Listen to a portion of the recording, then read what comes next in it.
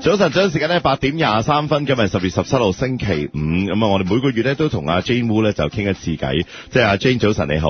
早晨你哋好。即係未傾話題之前咧，我真係想讚下你咧。其實我諗咧，好多人面對要揾你嘅時候咧，其實都係人生一個低潮啊，一個嘅好大壓力嘅位咧。但係我哋每一次同你傾偈嘅時候咧，你嗰種即係你仲精神勃勃啊、朝氣啊、鬆容過我哋做朝頭早節目。其實我諗同你傾偈，其實同你傾偈嘅人咧，淨係即係見到你有笑容，又傾下偈，其實個心理壓力都已經減低咗唔少噶啦。多謝 ，thank you very much。我諗係我哋大家都係人，有乜嘢就講出嚟，就幫到大家就幫啦， right？係啊，咁啊，其實咧有阿 Jane 喺度咧，就好多問題咧都可以嚇，唔係大家想象中咁差咧，都可以即係解決到。嗱，咁啊，其實咧好多時候好多人都借咗錢嚇，即係同政府借咗錢喎 CEBA 啊、CERB 啊，尤其是疫情嗰段時間。咁啊，而家開始陸陸續續咧，政府為敲門啦，喂，你要還錢啦噃。咁啊，好多人其實喂，我啲生意都未必話即係做得好，或者我自己個人嗰個財務亦都未必係可以真係有錢還翻俾政府。咁喺呢方面，爭政府錢大唔大件事都冇辦法解決嘅咧。我諗普通嚟見，我哋啲人咧都係真係好 stress 好緊張啊，因為可能周圍都着火，或者又有政府追下，或者又知道自己個財務嗰啲債務好緊要咧，所以變咗佢哋打電話嚟咧都係好擔心。咁有時同佢哋傾偈講嗰個解決辦法咧，佢哋都要2-3次先聽到啊！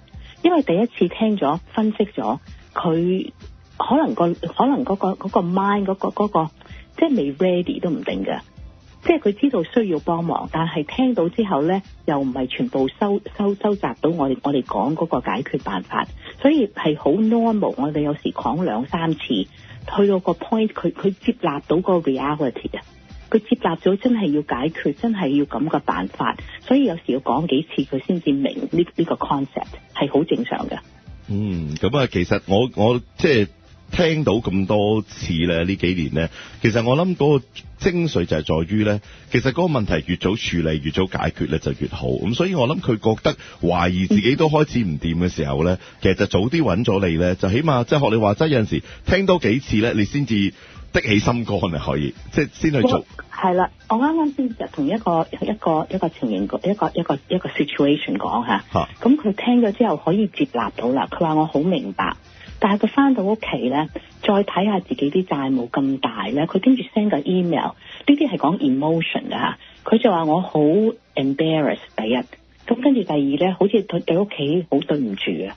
咁就變咗忽然之間佢諗到咁多嘢咧，就想匿啊，唔係想佢匿啊，而係佢覺得接納呢個現實咧，真係好 shameful 嚇。咁我成日話呢個時間呢幾年來咧，特別咧有疫情，有 inflation， 有利息高，有好多 terror 發生嗰啲事，我成日話呢家係 perfect storm 嚟嘅，所以好多出邊聽眾咧都係經過呢個問題，但係自己過唔到自己個關啊。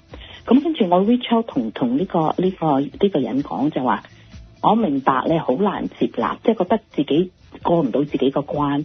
但係如果你跟住唔處理咧，你如果過唔到啲關係20萬先算啦，你再等多幾個月，可能變到21、22萬。咁如果你覺得對屋企唔住嘅話，咁你咪嗰個數目字越嚟越大啊！如果即係我意思話，如果你 regret 你覺得呢家係好差嘅話咧，你再喺度等嘅話咧，越嚟越差噶。咁你對唔住嗰度咪嗰個數目字咪越嚟越對家人咪越嚟越對唔住咯。係啊，個傷口或者個雪球咧越滾越大。但係而家因為真係近年尾啊，Jane，你唔介意我問多個問題啦？頭先嗰啲係做生意啦，咁但係如果係個人嘅，即係打工仔嘅嗰邊，即係分分鐘打工仔都再有錢啲都得嘅。咁但係問題每個人都有每個人嘅難處啦。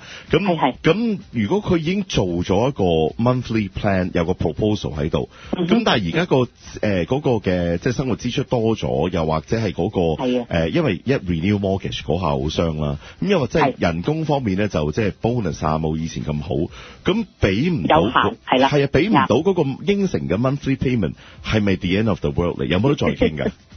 你講得好啱，點解我琴日朝頭早有個打電話嚟就話我份工我好驚份工冇咗啊。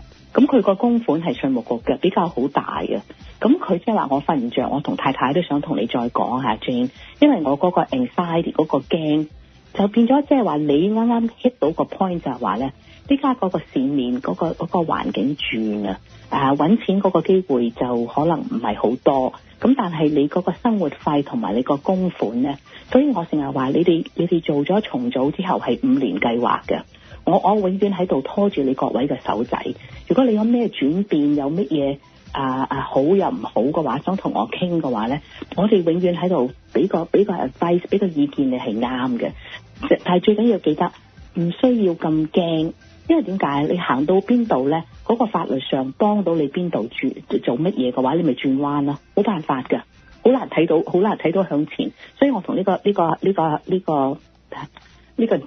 仔講就話，第一唔好驚，因為啲嘢或者唔會發生，但係如果發生咗之後咧，記得打電話俾我，我夜晚又會 return 你個 email。我知道你哋好急、好緊張、好驚、瞓唔着嗰時候咧，我就會同你哋講嗰個第二步解決辦法係點樣行㗎。有少少咧熱線訴心聲嗰啲感覺啦。咁啊，但係咧就不過好多謝阿 Jane 嚇，因為咧就即係如果你係有債務問題咧，你真係打個電話俾阿 Jane 嚇。咁啊，因為咧你聽到佢咧，你個心就會安好多，同埋凡事咧都係有方法解決。咁如果要聯絡你嘅，點揾你啊？我哋中文熱線咧，安省就係416-496-3503 416-496-03。好，咁啊，亦都可以咧上網啦，你 search Jane Wu 咧就好簡單，因為我中文打得慢啲，打胡雪精啦，都得，但係中文我打得慢啊嘛，就咁 JANEWOO 咧，咁啊就可以揾到。咁啊，因為我諗啊 Jane 嘅即係幫到人嘅嗰樣嘢非常之好，因為有陣時你先解決心情咧，之後咧事情就會容易解決啲。咁啊，今朝早咧多謝你，咁大家記得啦嚇，就係可以打俾 Jane Wu 啦，或者上網 search JANEWOO 咧，就會好快可以揾到你解決問題嘅方法。今朝早咧多謝你，多謝 ，thank you，希望個個順利 ，thank you，拜拜。係啊 ，thank you，拜拜。有債務問題，唔好再拖啦 ，Jane Wu 胡雪晶幫到你。欠稅嗰筆錢終於搞掂晒，清咗筆信用卡數，我仲可以開始儲錢添。做咗債務重組，而家無債一身輕。有債務問題，唔好再拖啦 ，Jane Wu 胡雪晶幫到你。要無債一身輕，你我都做得到。透過債務重組或破產申請，我哋已成功幫助超過10萬加拿大人。有債務問題，唔好再拖啦，Jane Wu 胡雪晶幫到你。